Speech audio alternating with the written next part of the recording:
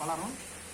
மண் நல்லா இருக்கும், விவசாயம் பெருகும். நம்ம பூமி வந்து விவசாய பூமி, நம்ம எல்லாரும் நல்லா இருக்கும். தயவுசெய்து கேட்டுக்கிறேன், மழை நீரை வீணாக்காதீங்க, சேகரிப்பு பண்ணுங்க.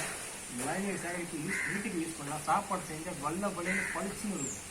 சுடு அந்த தண்ணி கொதிக்க வச்சு குடிங்க, அருமையாக இருக்கும். மினரல் வாட்டரில் என்ன, இதுதான் மினரல் வாட்டர், சுத்தமான குடிநீர். கொதிக்க வச்சு குடிங்க, நல்லாயிருக்கும்.